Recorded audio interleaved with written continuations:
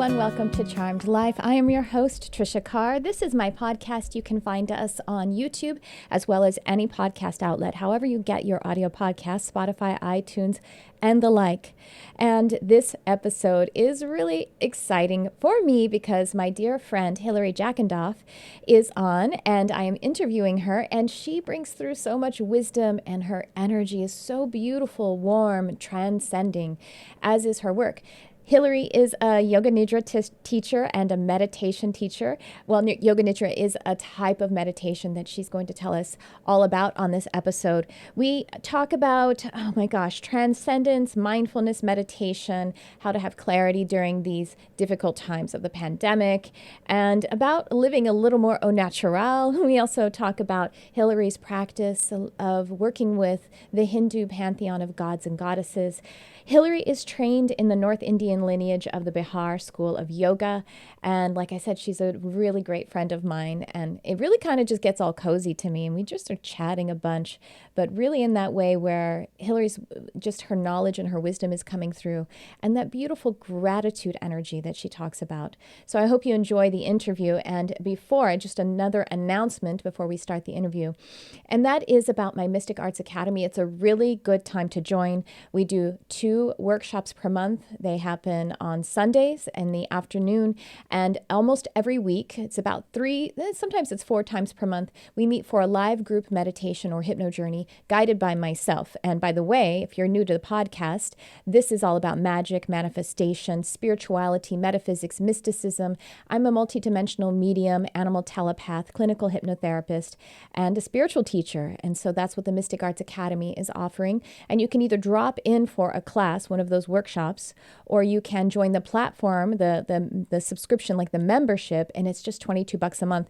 And that rate is just about to go up, which is why I say it's a good time to join. In addition, there are bonus classes coming up. Self-Hypnosis for Health and Happiness. That's going to be a series of classes that I am creating, and I'm going to be offering it live so that folks can have Q&A time with me about it. And then later it'll be available on demand on my website at triciacarcharm.com. And so those will be included in your membership if you are a member of the Mystic Arts Academy. And otherwise, you can also click down in the description here of this episode to see how you can do a drop-in on one of the Self-Hypnosis for Health and Happiness or any of my other Mystic Arts Academy classes. And in addition to that, you can find all of Hilary's information. So without further delay, may I present to you the wonderful, luminous meditation teacher and teacher trainer and expert in Yoga Nidra, Hilary Jackendoff.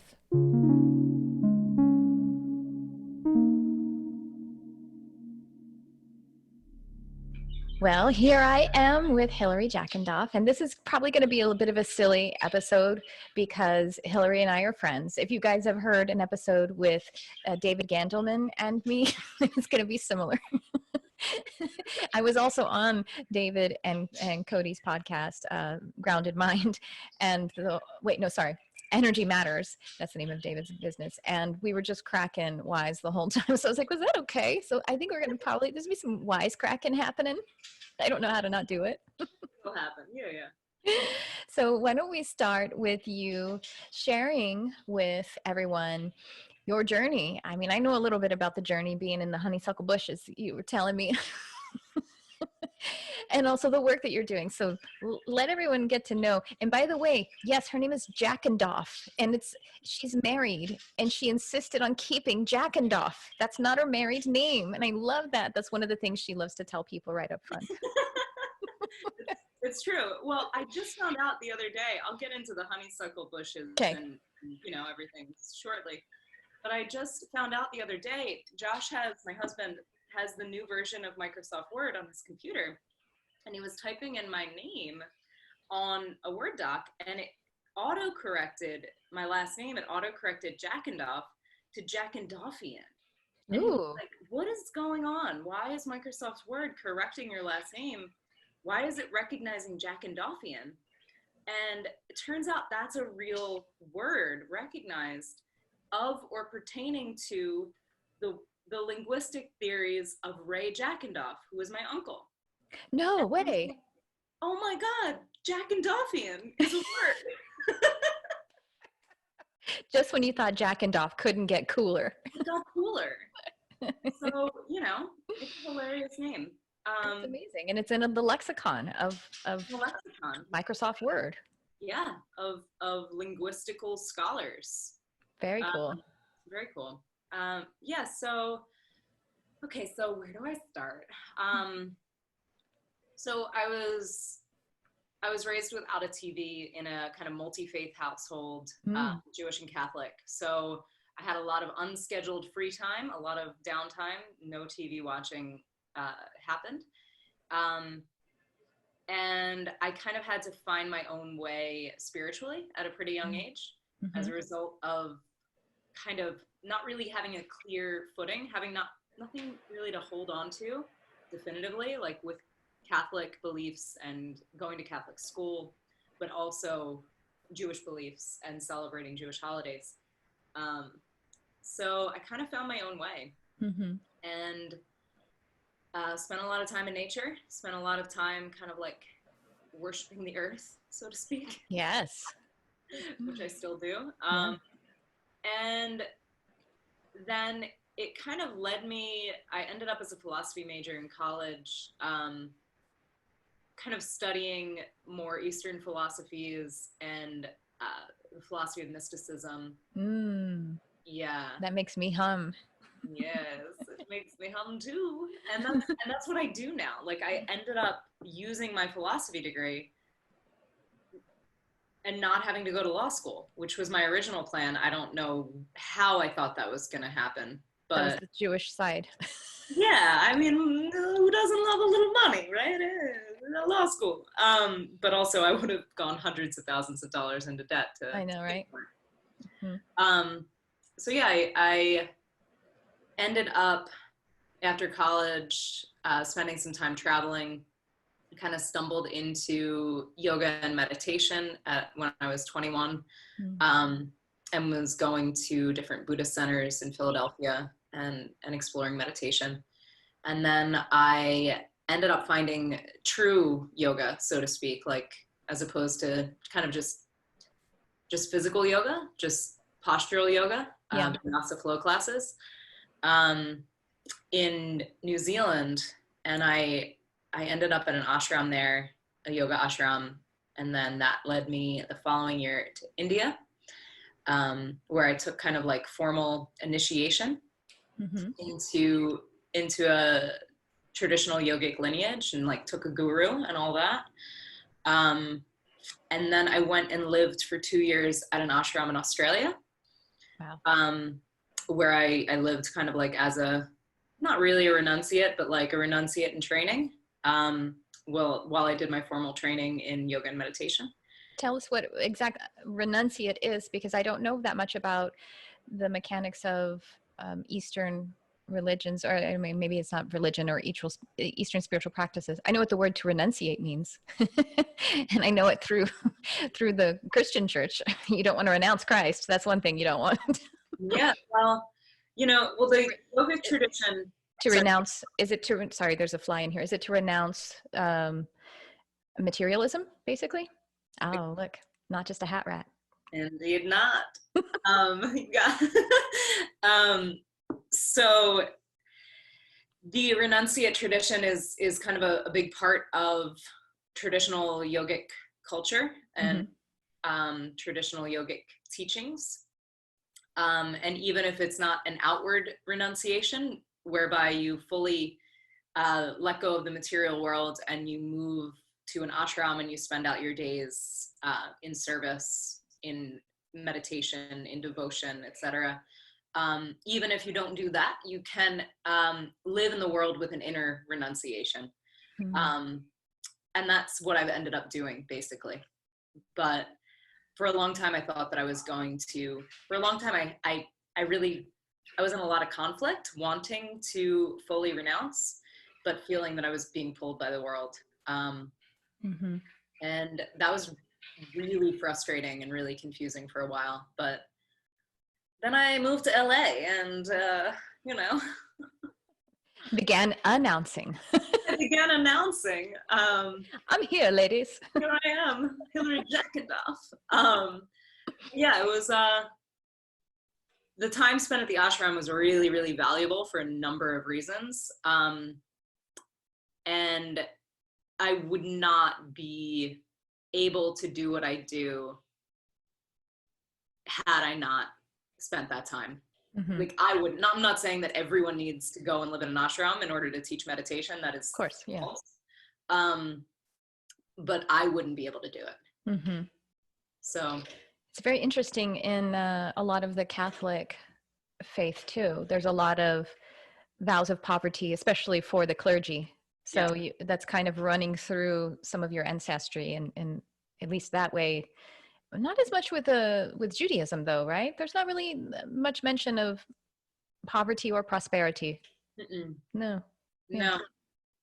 It's kind of like, the Jews just kind of get on with it, and they have their individual relationship to the divine, and a lot of my influence is actually Hebrew mysticism. You know, I talk about using metaphysics as like a philosophical lens, and then mysticism as the artistic lens or the art. And a lot of the mysticism that is in my practice is actually ancient Hebrew mysticism, but then there is some, you know, a little bit of Eastern mysticism too, but it's mostly Hebrew, which could be because in this, you know, life, I began as a Judeo-Christian. You know, that was kind of my initial embarking into my spirituality. Although I will say that the things as a mystic that I embrace was not a part of the boring church that I went to, or even the charismatic churches that I went to in Christianity, but really interesting. And so far as mysticism is concerned, what is your use of it now? What is juice it up.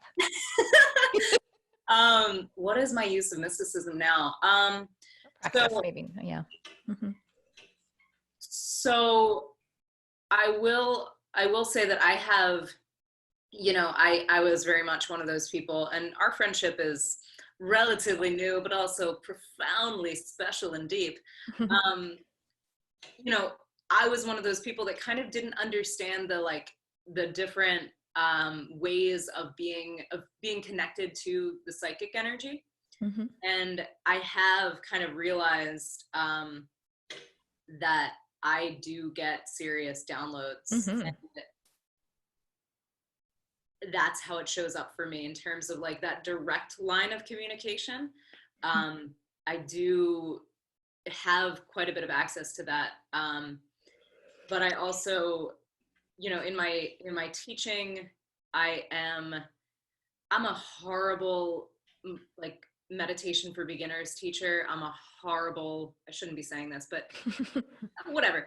I'm not the best, like, let's stay here and now kind of teacher. Like, I'm not a great mindfulness teacher. I can do it. I do it for certain clients depending on their needs.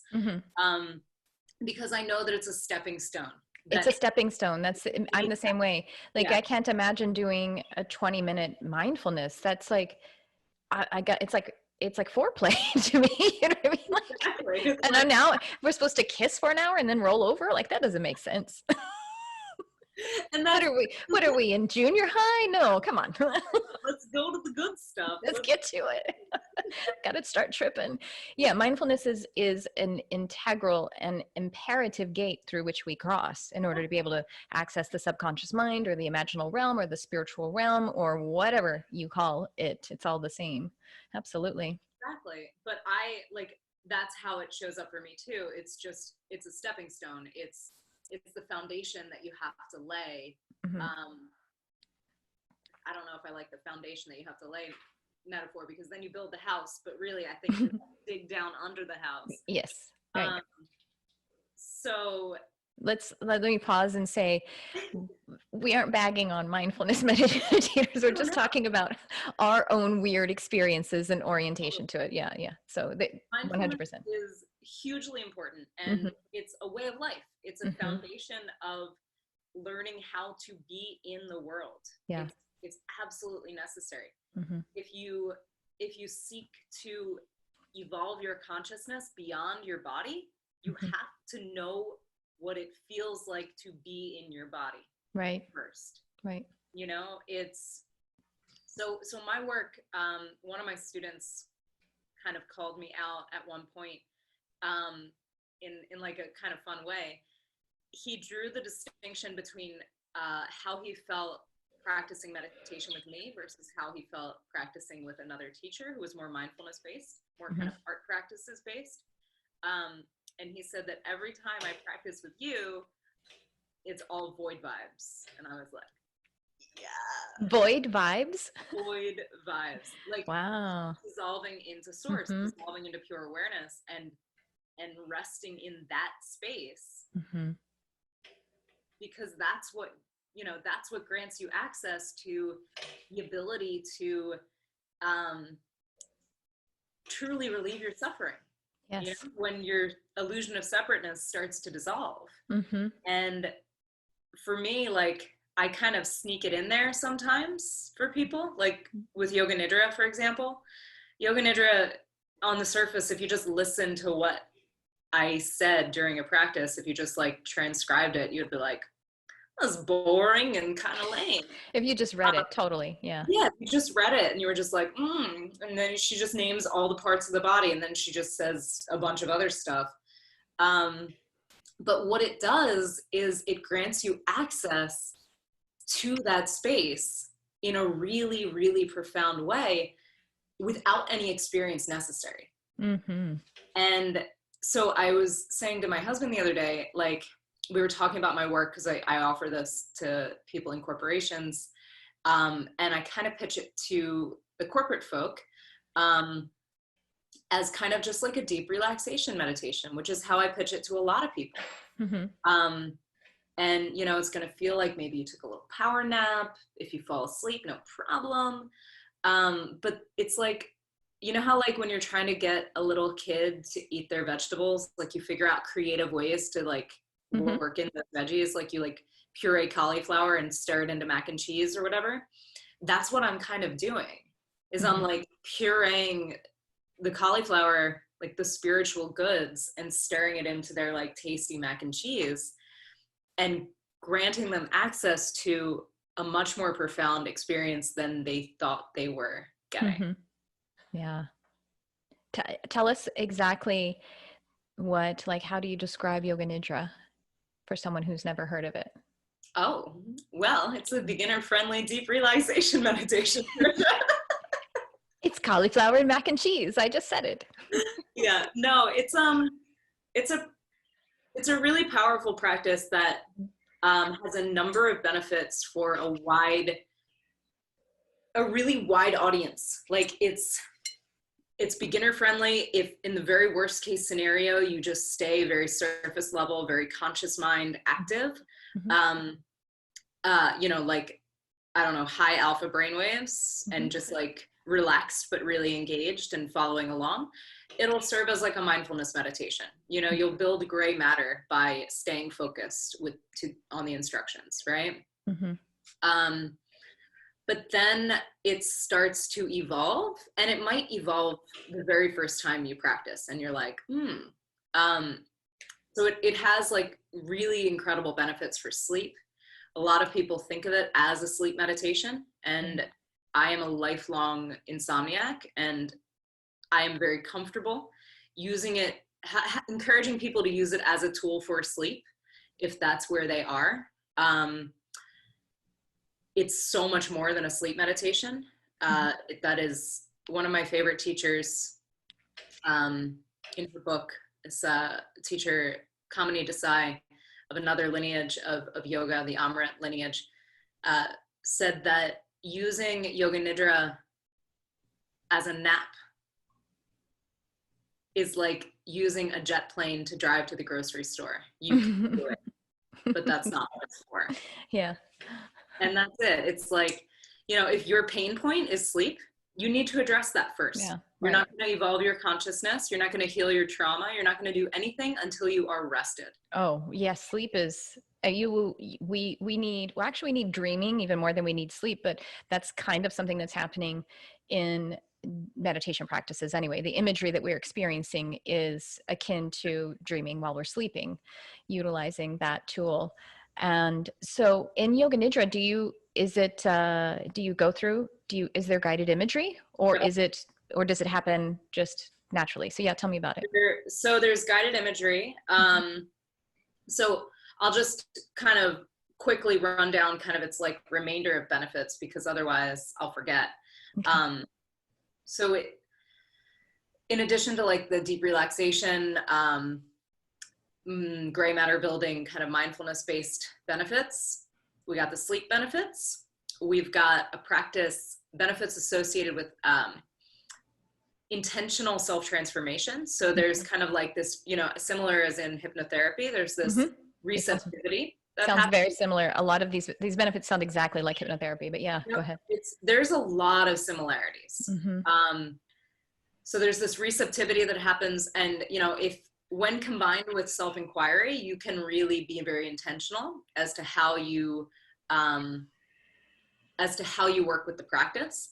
That being said, even if you're not intentional, things will drop away. Different behavior patterns, belief systems, they will drop away if you continue to work with the practice. And then there's, you know, benefits associated with healing trauma, cultivating the feeling of safety in the body, working on that level. It's used for veterans with PTSD pretty frequently. And it's also a practice of enlightenment. Casual. You know, in there. Just casual. So yeah, that it's like, can we curse on these? Do we curse on these? We can, yes. Well, it's fucking amazing. Yeah. Yeah. You have to come. We haven't been doing them lately, but you could come on my other podcast. You'll have a lot of fun. It's Enlightened AF. So there's a lot of cursing on that one. So I'll just curb my enthusiasm and save it for that one. But yeah, so the guided imagery is intended to really work with the subconscious to kind of pull, kind of like mine the subconscious almost, stirring the pot almost. Exactly, like hypnotherapy. Yeah. So working with archetypal imagery, working with potentially specific imagery, depending on, you know, if you're working one-on-one with people, and being in that witness consciousness, right? Realizing that you are the awareness through which all of the experiences pass, and not identifying with the experiences. So, you know, a lot of times when we are in that really receptive space, and the mind is really open, and the subconscious is really being kind of drawn to the forefront, things can come up that, you know, aren't always pleasant or aren't expected. So being established in that attitude of like, no, I'm just watching. I'm just watching whatever unfolds, and it's all good. It's all for my ultimate kind of healing and higher growth. Yeah. And that's so what we need right now. I mean, it's what we always need, but that is with just think about, well, the collective consciousness being collectively hypnotized by, you know, media or whatever or the collective unconsciousness, even, you know, being socially conditioned, and just feeling disempowered, it shows up in politics, it shows up in society, and feeling that you are your thoughts, or you are your emotions. And that's a prison, man. If you don't know that they are a property of you, and that you are that awareness, and that they are there as information, that's why that is really, I think that was what was in the briefcase in Pulp Fiction. You know, it was supposed to be like the the key to life, or whatever, the truth of life. It was just like, you are the awareness. I think that's what it is. That's absolute freedom. That is connection, like you say, dissolving to source. That is connection to the universe. That is purpose. It's the all. It's like, who are we after we die? This. Oh, this. Yeah. Everything, nothing. Yeah. Still just observing this. Josh and I have been listening to, we discovered with great delight that, you know, even though we can't go to the library and check out books right now, we can get audiobooks on our phones through our library account. So we started listening to, do you know Pete Holmes, the comedian? Yes. Oh, he's so good. Yeah. He's amazing. We've seen him do stand-up so many times, and every time is fantastic. Pete, if you're listening, you're probably not, but you never know. You're a mystic. You're the best, man. Thank you. Yeah. Pete, we love you. Big fans. How dare you? How dare you insinuate there's any person not listening to my podcast, Hilary Jackendoff? Oh my God. Sorry. So his book, Comedy, Sex, God, everyone needs to hear that book. Like, I will be an evangelist for that book. It is so good. And he describes, you know, he was a huge Christian, you know. Yes, I do remember raised evangelical, ended up kind of like turning fully away from all of that, and then turning towards more kind of like spiritual teachings, and ended up becoming like a student of Ram Dass and getting really, really into those Eastern mystical teachings that Ram Dass shares. And Pete was describing, we were just listening to this yesterday, so blessedly the metaphor is fresh. He was describing like the kind of, you know, when you're watching an episode of your favorite show, you know, you're watching the series finale of Breaking Bad, I think was the example he used. And you're just like, you know, you're so engaged, you're so emotionally invested, you're just like gritting your teeth, whole body is tense, you are just immersed in it. But also, you know that you are on the couch watching it. And like stepping into that quality of awareness is what we're trying to do, you know? So like he described like, and I think he's likely, I'm pretty sure he was describing Ram Dass's teaching. So I'm just like, you know, whisper down the lane, but it's a good lane and it's a good whisper. So, but he was talking about seeing the things that are happening to you in your life as episodes of TV shows. So it's like, oh, this is the episode where his girlfriend breaks up with him, and like, wow, this is really going to push his growth, the growth of his character forward, and really force him to face his fears and step out of his comfort zone into a new, you know, and looking at life like that, like, wow, what an interesting episode I'm in right now of my Hilary consciousness. Yeah. What an interesting episode we're all in right now. What is going to happen next? What are we going to learn? What are we going to let go of? What are we going to be pushed towards or pulled away from? I swear I do that. But it's been more like, I actually had a dream toward the beginning of the pandemic. If you guys are listening at another time, well, hopefully I don't have to identify if you're listening to this 5 years from now, you know exactly which pandemic, because there's only the one. Oh, but also we can't control anything, and who knows? So 2020, this is happening in 2020. Okay. And at the beginning of it, I had a dream, and it was astral dream. So I was going in, I was like, some of it was a regular, more typical dream, but a lot of it was astral. I was astral traveling. And so there was this moment in the dream where it was like there was a chaos at it. I'll just tell you, there's a chaos at like a junior high school, and the president, or not the president, but Freudian slip there, the principal and the teachers were like all like not being responsible. So they were like, we don't know what to do. And they're like freaking out. And so a bunch of just volunteers like me and some other people were like, okay, we have to take over here because they don't know what they're doing. We have to get the kids safe and all that kind of stuff. And then there was this moment. So that's, you know what I mean? Like you can see what the symbolism is there.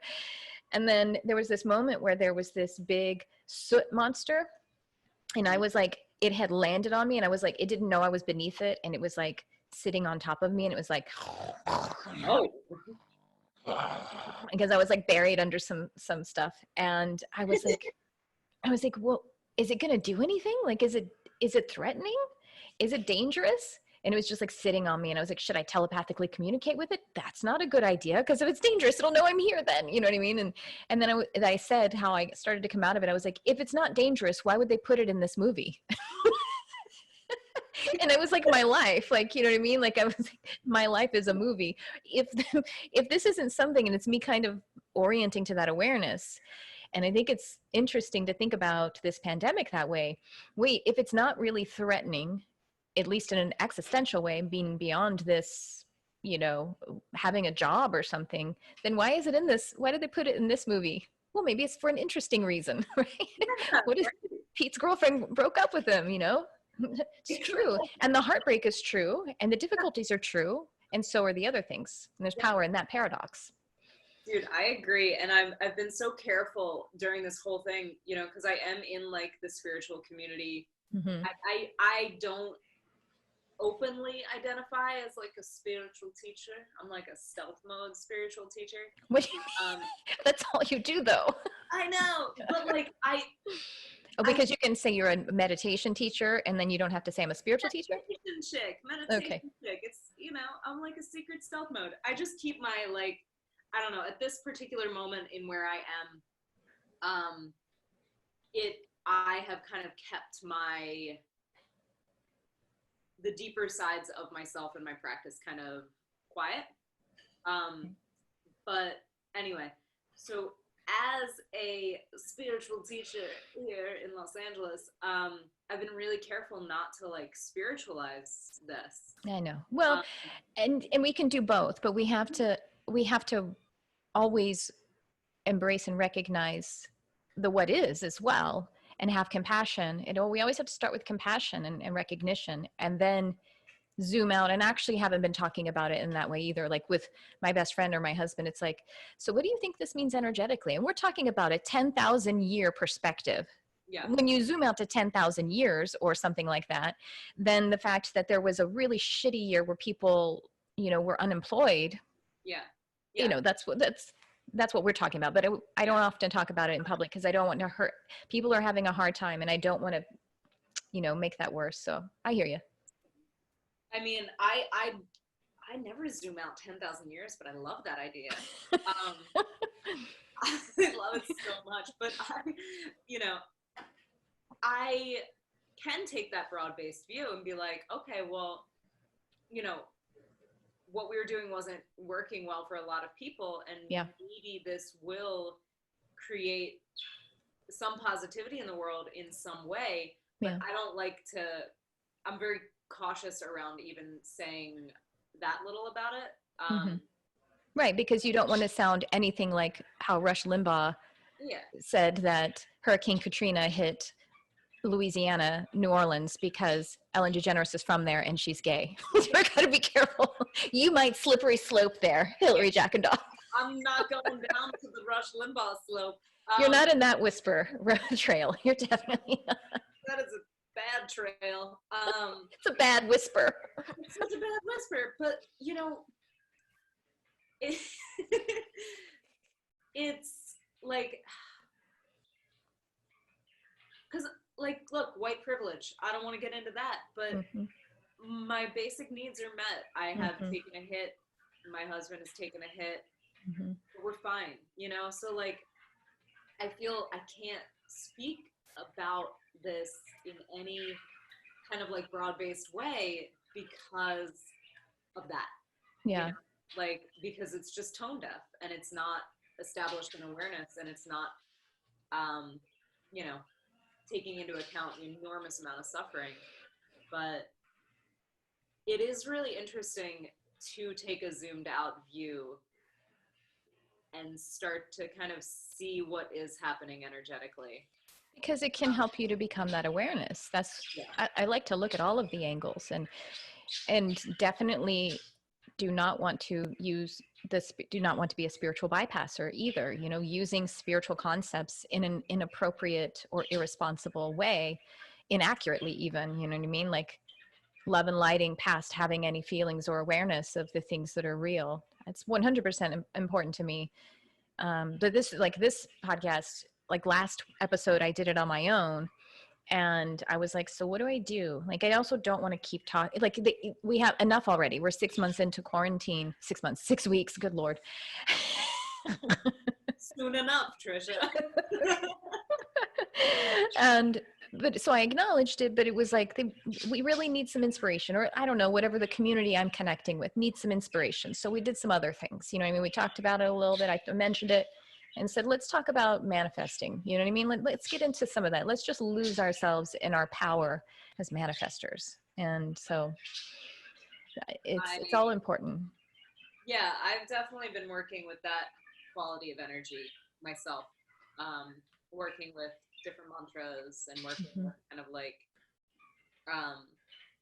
being really intentional as possible, recognizing the power of this time, just because my personal energy is like settled, grounded, and concentrated, which does make, you know, it has kind of like an amplifying effect on what I am able to connect to right now. Yeah. And human design, your human design type, I know you're a projector. We talk about it every now and again because, you know, we just started getting into it, and so have you. How many? You have like 3 chakras defined, 3 centers defined. Is that what it is? 2. You only have 2 defined, yeah. Heart and spleen. Yeah, so that gives you that's what it sounded like you were talking about a little bit. It gives you a lot of that quality that's similar to a reflector. It's nice to have, huh? Go on. That's it. I'm not a teacher. Well, those open centers are doing that, you know. The open centers are asking all the questions, the really open-ended questions, and not needing an answer, just letting it flow through so that it can create wisdom. That's the, you know, higher function of it. The lower function of it is they can be open to conditioning, you know, and fear and all that kind of stuff too, because they don't have any definition. So, you know, it's the greatest source for wisdom. It's also the greatest source for conditioning. Yeah. Not leaving the house has been really great in avoiding that like absorption element that I have. Yeah, I know. And I'm to a place where I am well, actually, I actually do so much absorbing. I'm not only still, but actually even busier working with people, students and clients, since we went into quarantine. I don't know if people are having more time or what it is, or just they're paying attention to their needs more. And when I shifted back to online only, remotely only, I was like, oh, I can actually modulate my energy. I have more sustainable energy with the kind of barrier of not being in physical presence. But although I love being in physical presence too, but I realized I was able to shift and say, oh, actually there's a great benefit to how I can serve by having that space. And, but since we've been in quarantine and I'm seeing being in less proximity, less physically proximate, being less in people's auras, their actual physical energy, I'm over absorbing with my cats.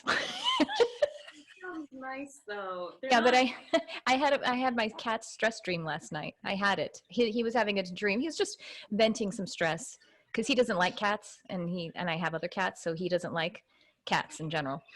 And so he was venting an encounter that he had of thinking one of my other cats was gonna chase him, and I had that dream. Because he sleeps in my aura. Wow. Anyway, that's a little side note there. I like it a lot.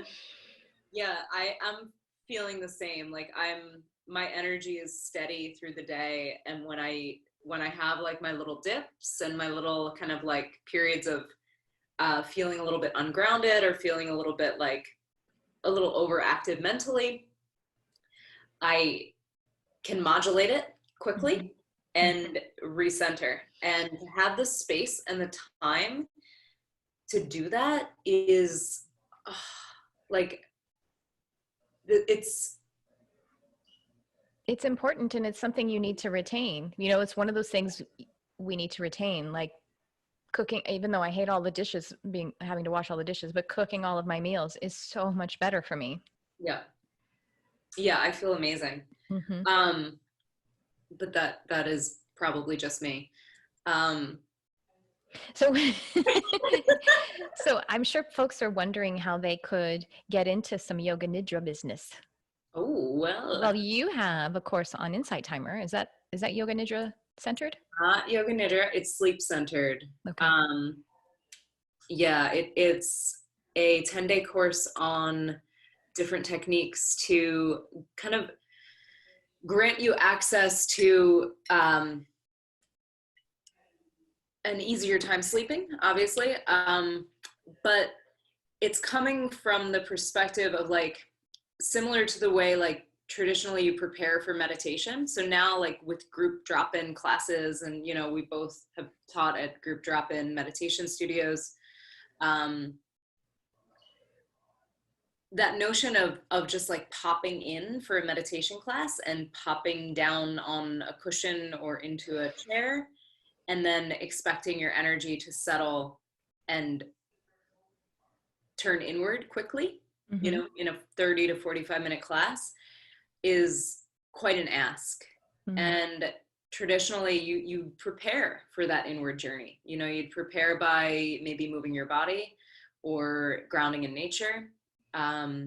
Prepare by maybe chanting some mantras or working with the breath, and then you would settle into stillness and be granted access to those deeper layers of the consciousness. And so Yoga Nidra is this kind of like journey inwards, this very kind of progressive turning inwards, kind of like moving through the layers of the body. So in yoga, it's called the koshas. So moving through the sheaths, these like the physical body, the energy body, the emotional body, the body of intuitive wisdom and beliefs. And then finally you arrive in the bliss body. You arrive in source. And that journey in Yoga Nidra is kind of the journey that we're seeking to take in all meditative practices, right? Like we're seeking to just like gradually move further and further inwards. And I kind of had this idea that like the journey that we take in sleep is the same journey that we're taking in meditation, right? Like we're letting go of the character. We're letting go of, it's definitely not my idea. Shouldn't say it's my idea, but we're letting go of the external world. We're letting go of this identification with the body. We're letting go of this identification with the mind, with our belief system. We're letting it all go.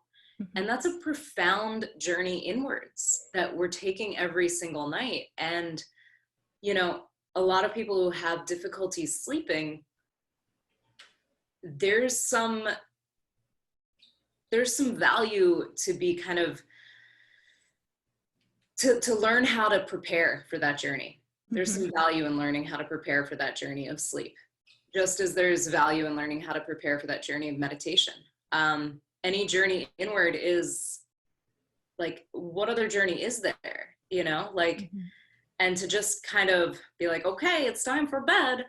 Why can't I sleep? Like, cause you didn't honor that process. You didn't honor that, the sacredness of sleep, of rest, and take that time. It's not just like, you know, put your phone in another room. It's like, you know, be intentional around this journey inwards that you're taking, and recognize it for that. Did it so resonate? Yes. So good. Did it resonate with you when you learned about human design, the type projector, and that the projector needs to go to bed well before they're sleepy? You know what resonated with that for me? It was partially that, but also sleeping alone. Really? So do you, or have? So Josh is a manifester, so he is intended to sleep alone. A manifester or a manifesting generator? Manifester. Okay. Yeah. And so when my kind of like, shall we say, when I'm energetically like imbalanced, and when I'm moving through like an insomnia cycle, because I still have them, it doesn't matter. My nervous system is wildly sensitive, and you know, I'm not going to say like, I have solved all of my woes with meditation. It still happens. Right. Of course. So So whenever I'm in kind of like an insomnia cycle and I'm in that kind of like ungrounded space around my sleep, I sleep in another room, and not having my husband in my energetic space allows me to sleep. I was doing that a lot. This was probably 10 years ago. Yeah, I think so. Brian and I were together, and I was habitually, we had this really huge bedroom. So I actually was sleeping in the same room still, but it was outside of his aura. And I was going, it was like our bedroom was so big, it had a couch in it. And so I was going like all the way to the other side and sleeping on the couch. And so I've done that before, and I haven't, in learning about that, I don't know if I'm addicted to being in his energy a little bit, you know what I mean? Like a little dependent on it. Because I know I get dependent in a way. Pardon? He's a projector, right? He's a projector, yeah. He would probably love it if you went and slept somewhere else. Well, at least emotionally, mentally, emotionally, I stopped doing that. I did it for a while, but I stopped doing it because I don't want to say it hurt his feelings. Like, he didn't feel rejected, but he, you know, wanted to be with me. But we don't touch each other in the night. It's mostly because I'm hot. It gets so hot, you know. But what I actually haven't been having stressful dreams in a while. I used to have a lot of stressful dreams. And for your cats. No, I'm just doing it. Yeah. Just stealing their stressful dreams. When I would do it, when I would have stressful dreams, it was when I was detoxing. Well, before I detoxed from this sort of addiction I had to anxiety, which again, doesn't mean I'd never have anxiety, but you know, I definitely recognized this past year that I was addicted to anxiety in a way that I thought it made me safe and alive. And I didn't know it. So anyway, before that happened, I would have an anxious dream or encounter, and then I would just like put a foot on him, and it helped me to ground. And that gets, again, because I was too hot, so I couldn't go like snuggle him. So I just put a foot on him, and I put like even my hand on him, and that would help me to ground. So I think maybe that's part of the reason why I haven't wanted to be, although I've noticed other nights where I kind of want to move outside of his aura, because he's cleaning himself. Like, you know, you clean your energy when you're sleeping. And it's different than, you know, I'm going to teach people, as if you identify as an empath or a highly sensitive person, that you are sovereign in your energy and you don't have to absorb or receive someone else's energy. That's actually your job. But when you're sleeping, it's different, because the whole thing is to cleanse and purify and vent and release energies. So it's kind of like two people taking a bath together. It's going to be a sum total of your filth. Oh, gross. I'm going to only sleep alone. Thanks for that, Tricia. It's not quite that, because you're not in a container, because the earth is bringing it out. But right. Yeah. But I think also what I do is I've been waking up, and I know this is common. This is a common thing. People waking up between 3 and 4 a.m. And I've been in that cycle the last several months. I wake up at 4 a.m. and then how much sleep do I get? I'm at least 7. I need 9. Me too. Sometimes it's only like 7.5, and that's low for me. Do you ever get up at that time of day? At 4? Oh no, I'm too tired. I just don't fall asleep right away. What I do actually is I actually hypnotize myself back to sleep. But the way that I do it is I have one TV show that I don't even pay attention to, but it interrupts my energy and it makes me go to sleep. And it's Frasier. And you can imagine. I know. I do that. Frasier or 30 Rock are my... 30 Rock's too stimulating for me. It's too funny. I mean, Frasier's really funny too, but I rarely do that. But that if my mind is just like, we're not going to sleep, good luck with that. Frasier or 30 Rock. And yeah. I know all of the episodes. Yeah. Yeah. And I put a pillow up so that the light is blocking, so it doesn't stimulate, you know, the rods and cones. It's more just, it's the auditory. Yeah. And so I know what I'm doing. It's a hypnotic modality. It's a hypnotic technique. And I'll turn it on and the volume's super low. I put the timer on 30 minutes for it to go off. And I don't even know what episode it is. It's like, boom. And if I otherwise were to lie there, I'd be awake for 30, 45, an hour easily. And it's just my nervous system. It's not my mind. It's not anxiety. My mind will be blank. It's just my nervous system is it's just stimulated. Yep, that is the exact same story. experience that I have with insomnia. It's not racing thoughts. It's just energy. It's just trapped energy that is just circulating and just like I vibrate if I'm having trouble sleeping. It's not because things are on my mind. It's so weird. That's exactly what it's like for me. Yeah. Yep. I didn't think, maybe it's all of those open centers then. Maybe that's what it is. And that's the time of the night of the sleep cycle. You know, they say that that's when the veil is thin between spirit and physical. So that's what I was going to say. You know, in the yogic tradition, like the most auspicious times for sadhana, for spiritual practice, are during those hours pre-dawn or pre-sunset, dawn and dusk, pre-dawn, pre-dusk. And that's when you get the most out of your practice. That's when, like, you know, if you spend 20 minutes in meditation, it's like majorly, it's not a normal 20 minutes in meditation. Right.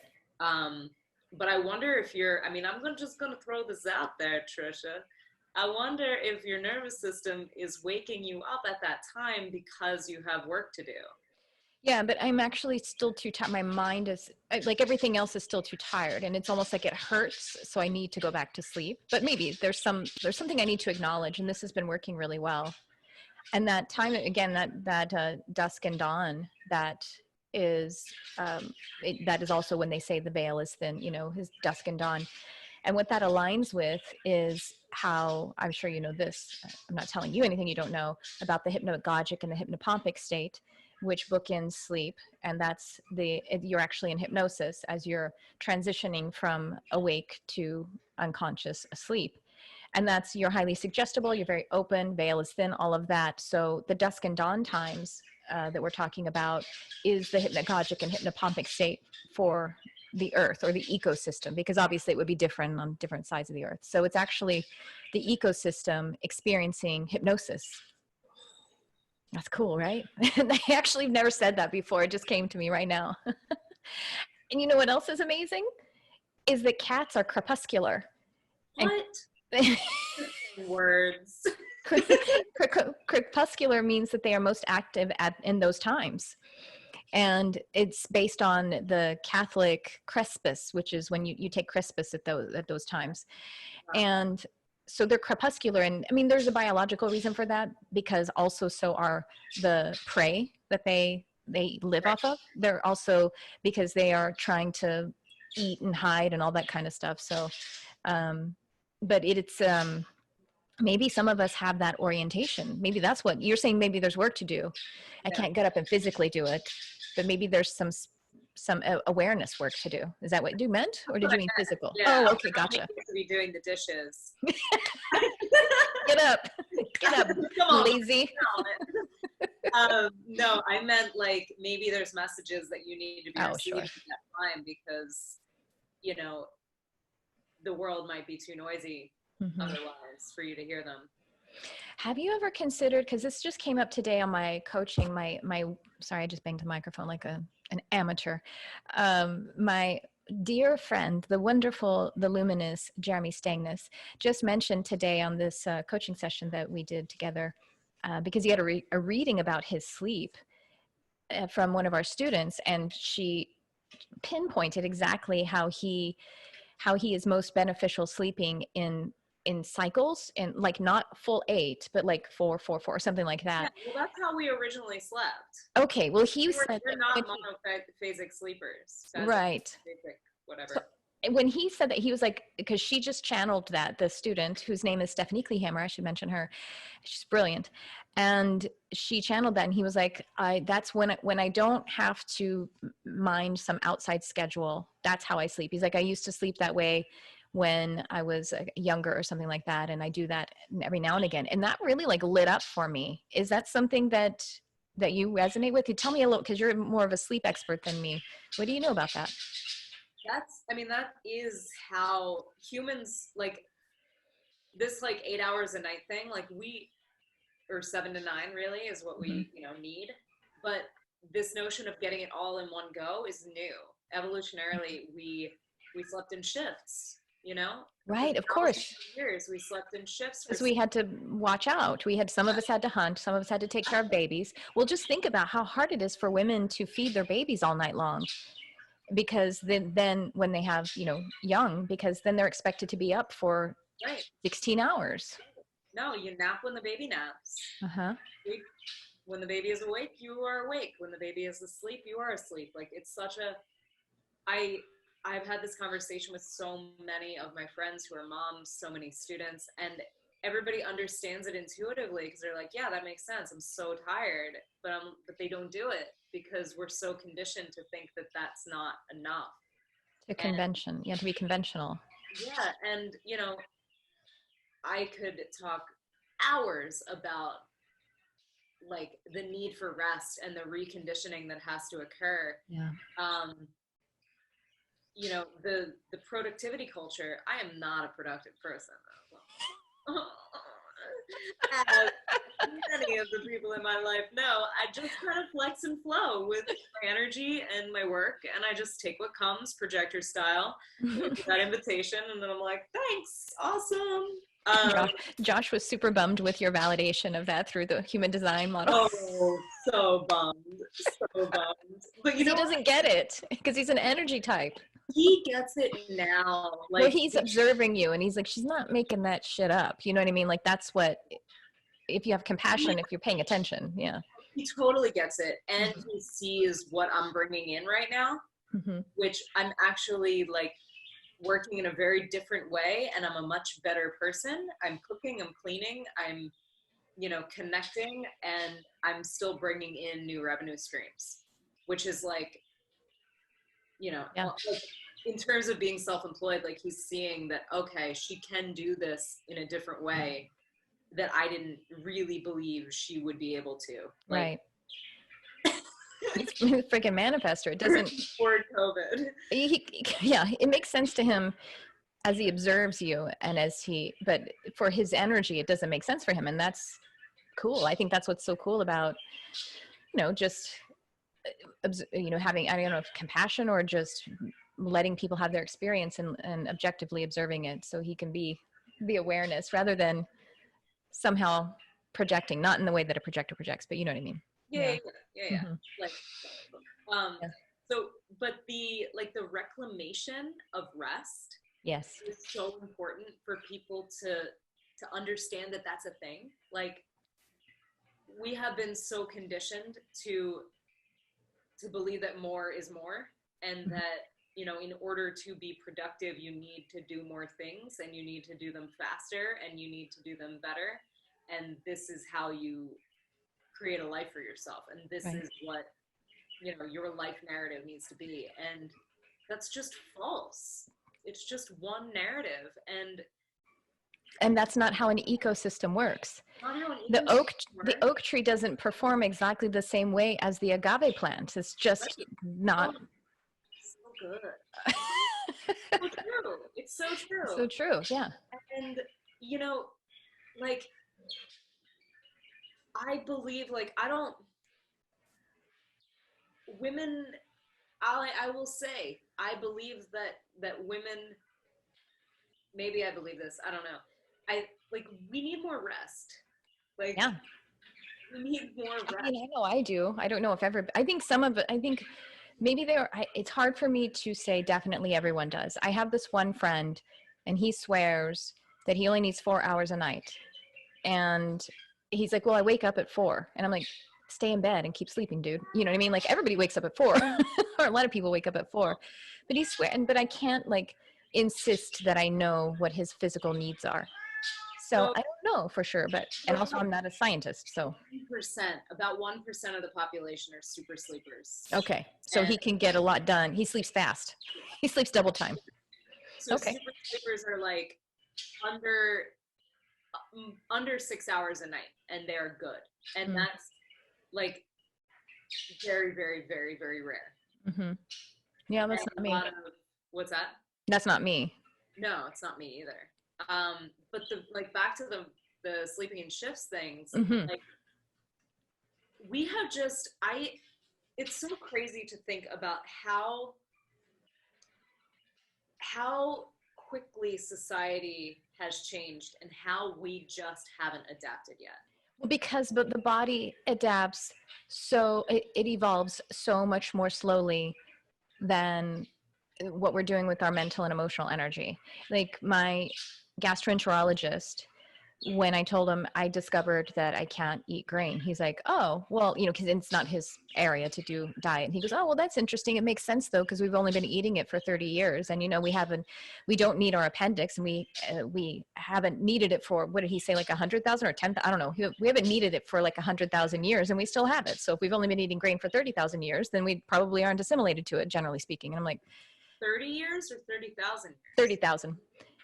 That we just started eating grain. This is what my gastroenterologist said. And it was funny to me because he had that in his pocket, but it doesn't, like, because it's not his lane, you know.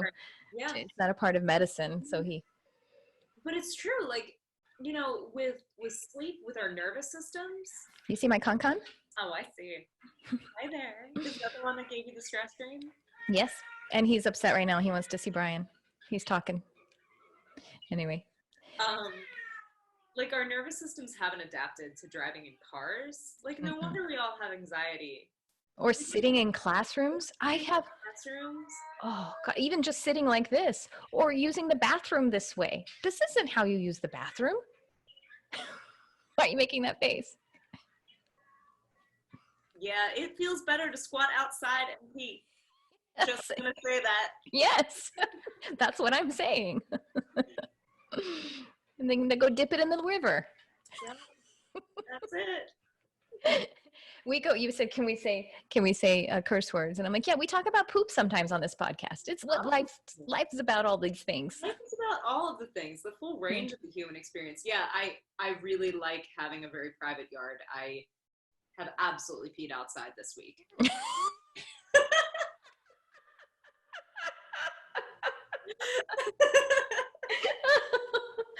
That makes me so happy. Why wouldn't I? You know, like what you know how toilet paper that must be happening, you know? You know how, like, my assistant, she'll go and grab quotes out of the podcast and make a graphic out of it. Give your face. I absolutely have peed in the backyard this week. Not today. Look, Con wants to be on the show. Hi there, kitty. Look at the camera so she can see you. He's like, I know where the attention is. I'm going to go. That is, what a move. Yeah, that's a power move. You just don't give a fuck, do you? Look at you. Beautiful. He said it feels good. I want to be a part of it. Oh, he's a beautiful man. Isn't he gorgeous? I like the idea of, I'm curious to see if you play around with the sleeping shift. What's it called? Sleeping in shift. What's the sleeping in shifts thing? Is it like is it something that it's called where you sleep in shifts? I mean, I know how the Da Vinci slept that way. A lot of pretty onto it people have. I'm not sure if it's called biphasic. Okay. Or if that's just. That's a good word for me so I can dig into. A word associated with sleep cycles, but I'm not sure if that's like the sleeping in shifts. Okay. But I would just be curious to see what comes up for you. And like, that's kind of,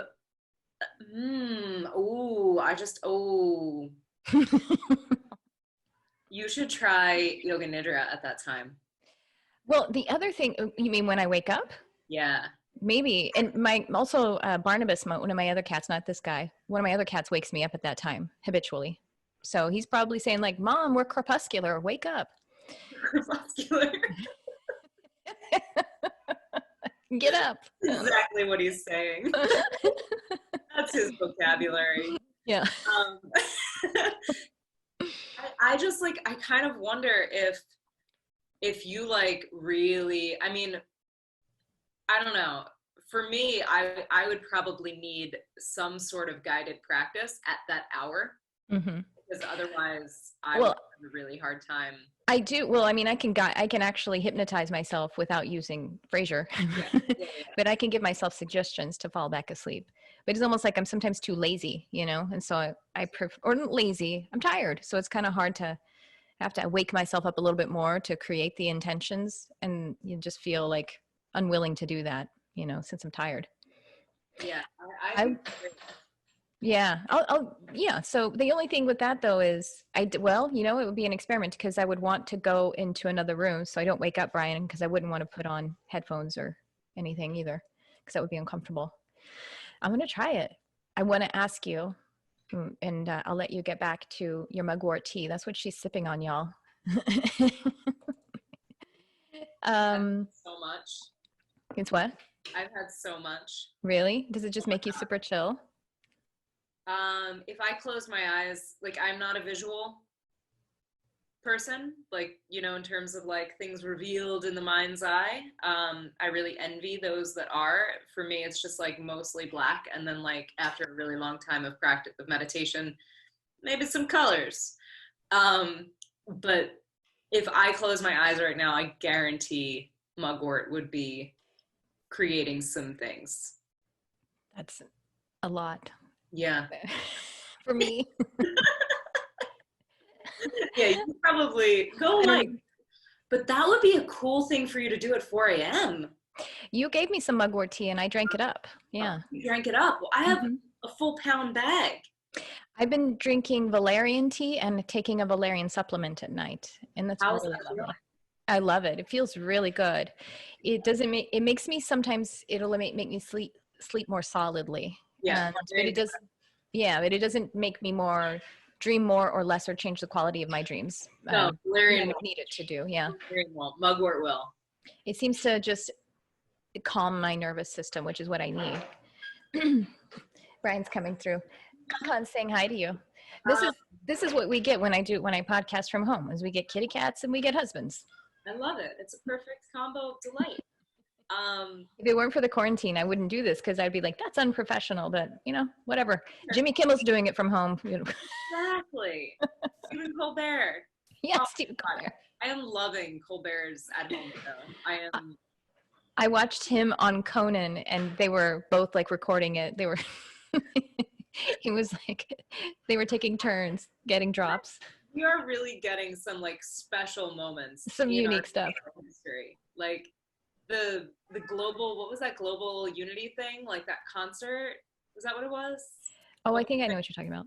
With like Lady Gaga and John Legend and like all of these incredible musical artists performing at home. And just like winging it with mediocre setups, and like Billie Eilish with like her she had like super low quality sound. And it's just like, whatever, it's COVID. Like, it's so weird. Blame it on the COVID. You remember that song? Blame it on the alcohol. That's what. Yeah. I was like, all right. I want to ask you what your personal devotional practice looks like. Is it daily, and what is it? And if you want to share, I want to ask and see if you want to share that with folks. So at the moment I'm working with Lakshmi mantras. So I'm sitting daily and kind of like opening the space and kind of chanting, like, not kind of, I'm chanting invocational mantras, and then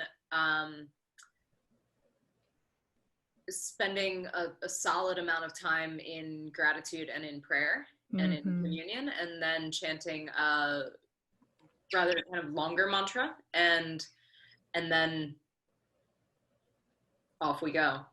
And then so that's basically how you induce. Yeah. You mean, and then you spend some time in meditation in the space. Yeah. Okay. Yeah.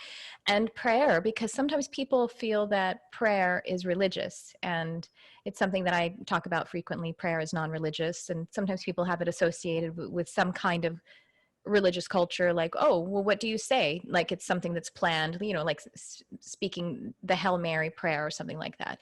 So what is prayer like for you, and how does it fit into that set of different modalities you just described? So that's a tough question to kind of like articulately respond to. Perhaps I'll take a sip of mugwort and see what goes through. See what she has to say about it. Indeed. So for me, prayer is, I'm very devotional. I feel very bigly in terms of my emotions, and I spend a lot of time in gratitude. Mm-hmm. Like I don't do a gratitude journal. I'm not into it. That's not for me, but I am just always speaking to myself or to my partner about profound levels of gratitude. And I'm always trying to rest in that space, and bring myself back into that space when I, kind of shift out of it temporarily. Mm-hmm. So for me, prayer is quite a lot of deep gratitude expressed. Mm. And an invitation that I may, so like I kind of work within the model, so to speak, of like the Hindu gods and goddesses, these different aspects of divinity. So, and the way that I explain that to people is through with like the Judeo-Christian tradition. We have like God the Father, God the Son, and God the Holy Spirit, the intangible one. God the Father is pretty intangible too, right? Of course. But most people worship, not all, right? Because like Pentecostals and, Seventh-day Adventists are Holy Spirit based, but primarily most people are Jesus based, because Jesus had form, Jesus had a body.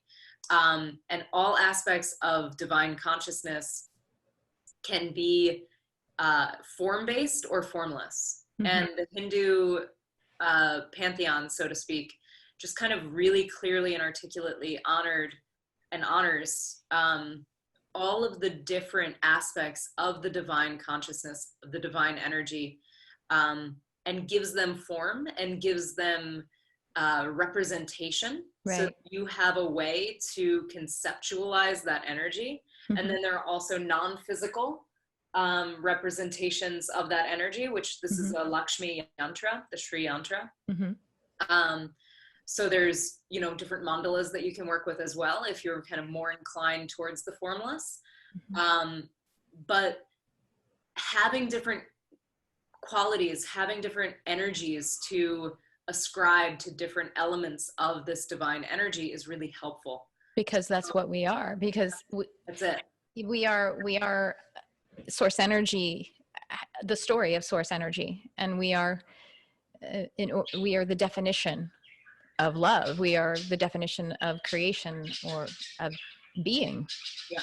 And so that's why we go back into the portal of the all, or the nothingness, or the allness, through form again, Exactly. Yeah. Mm-hmm. And that's, so like for me, the energy that I'm working with at the moment is the energy of radiance, the energy of grace, the energy of beauty, as it shows up in nature, as it shows up in my home, as it shows up in music, in art, and connecting to that and asking to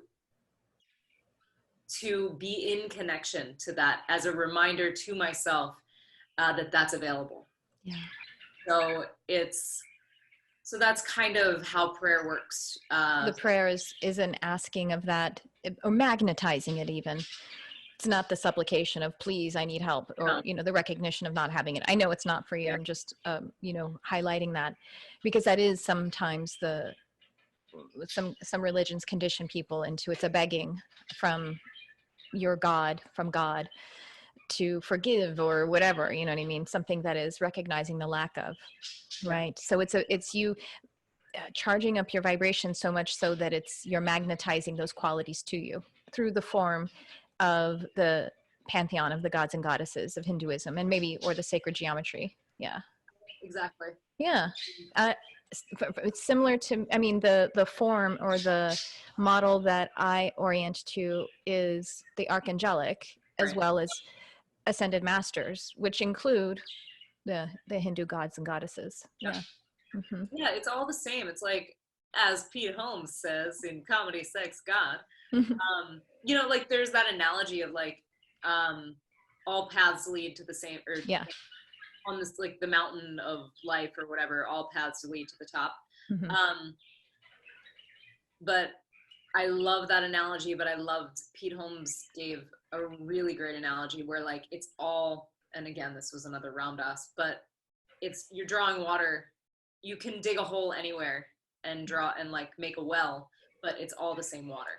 Right, exactly. Like, and you know, if you draw your water from the Archangel well, and I draw my water from, you know, Shiva and Lakshmi well, it doesn't matter. You know, it's the same water. We're connecting to the same energy, just in different forms and different perspective, different input. Yeah.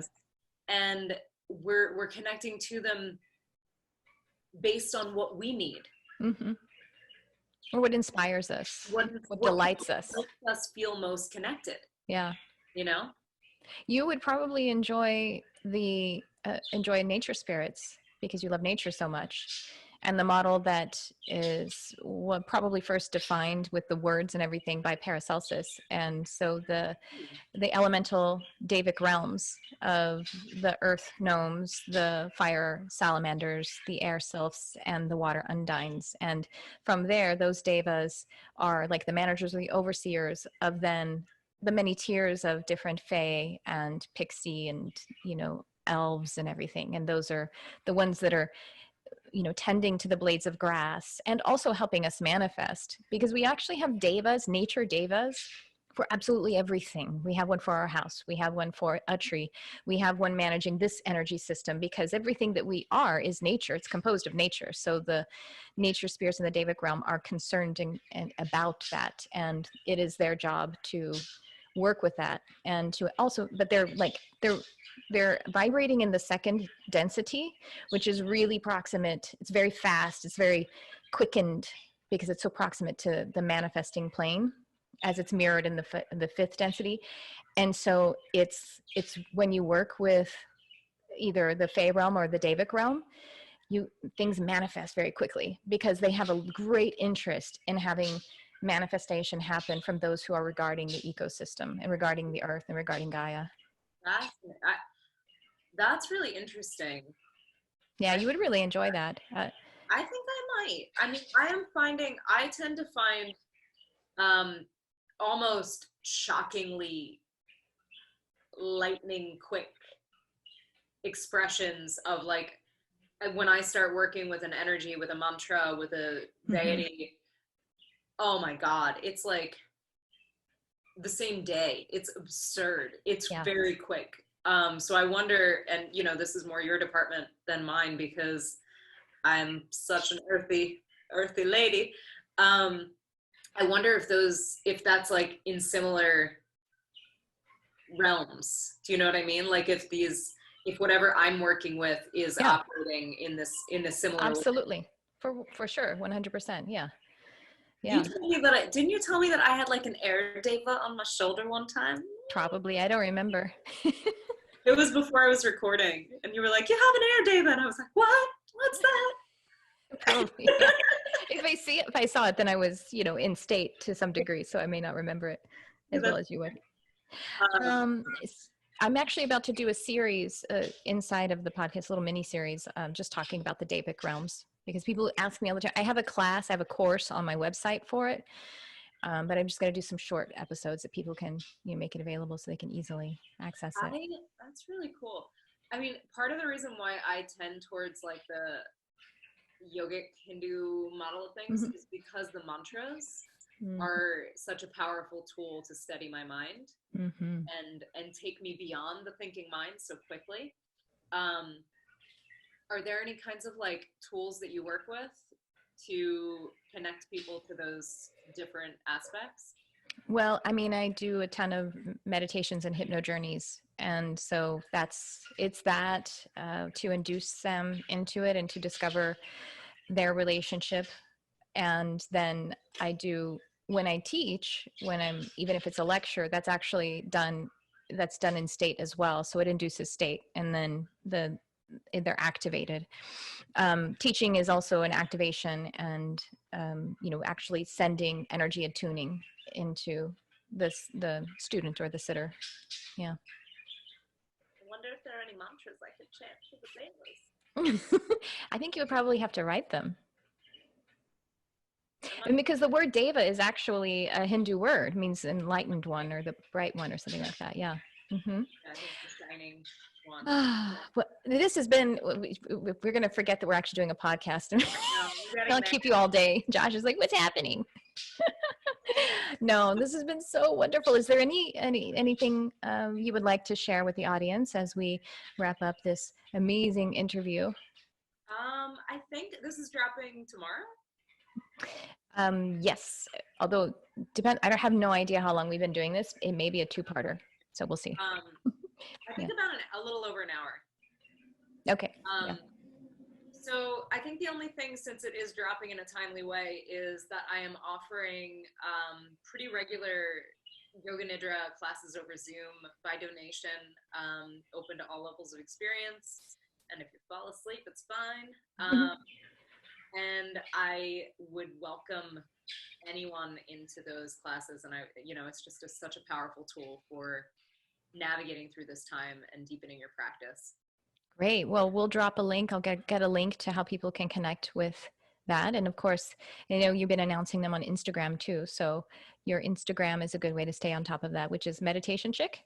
Meditation Chick. That's the primary way, because I haven't updated my website in a while. Okay. So then we'll make sure to put a link to your Instagram in there. Well, this has been so fun. Thank you, Hilary. Everyone, Hilary Jackendoff of the Jackendoffians. No, that doesn't make any sense. Hilary is very Jackendoffian. But this has been so wonderful. Wow. It was actually less jokey than I thought it would be, you guys, because normally it's just goofing around when we talk to one another. So yeah, I really appreciated we got into it, and it was so much fun. I really enjoyed just taking a swim in all of your wisdom and your beautiful energy. It was really gorgeous. Thank you so much. Thank you for having me. That's our episode today, and you can find Hilary's information in the description. Whether you're listening or watching on YouTube, you'll be able to find out how you can join those free Zoom classes where she's leading meditation. And I believe actually it's by donation, or if you choose to, it's a suggested donation. I'm not sure about that, but if you are inclined to offer a donation by joining one of her classes, I would highly encourage it because she is powerful. So again, you can find it by following her on Instagram at Meditation Chick, or go to her website, which is linked below too. And if you join her newsletter, that's the best way to catch all that she is doing. And for that matter, join my newsletter as well. Just go to my website and you'll have a pop-up of how to join. And that was just a wonderful episode for me. I hope it blessed you. And thank you for tuning in. I love you, whoever you are.